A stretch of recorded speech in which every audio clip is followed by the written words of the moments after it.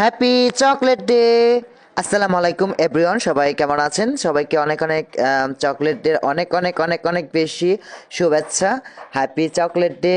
তো আজকে ছোট একটা ব্লগ নিয়ে চলে আসলাম। আরাফ চকলেট পেয়ে অনেক খুশি। ভাবলাম কি আজকে যেহেতু চকলেটের দিবস, আজকে একটা স্পেশালি একটা দিন, তো আরাফকে অনেকগুলো চকলেট গিফট করব। তারপর সে গিফটটা পেয়ে অনেক খুশি হয়ে গেছে। ফার্স্ট অফ অল আমি আরেকটা কথা না বললেই নয়, সেটা হচ্ছে আসলে ফেব্রুয়ারি মাসটা জানি কেমন, মানে আমার কাছে অনেক ভালো লাগে। 7 তারিখ থেকে 14 তারিখ পর্যন্ত যেগুলা মানে এত সুন্দর এতভাবে মানে এটা উদযাপন করে সবাই, আমার কাছে বেশি অনেক বেশি ভালো লাগে।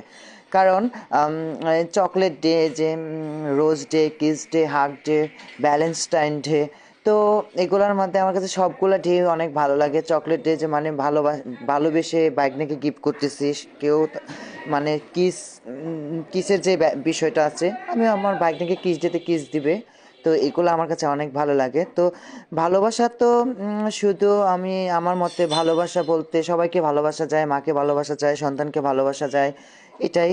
তো এই 7 থেকে 14 তারিখের মাঝে দিনগুলো আমার কাছে অনেক অনেক বেশি ভালো লাগে। এই যে আরাফ চকলেট পেয়ে খুবই খুশি, বলতেছে মামা চকলেটটা অনেক বেশি ইয়াম্মি। আমি বলতেছি তাই নাকি? হ্যাঁ, এটা চকলেট তো ইয়াম্মি হবে। তারপর বলতেছি স্পাইসি চকলেট নাই মামা? সিম ঝাল চকলেট তো নাই বাবা, তো অন্য আরেকদিন তোমাকে ঝাল চকলেট খাওয়াবো।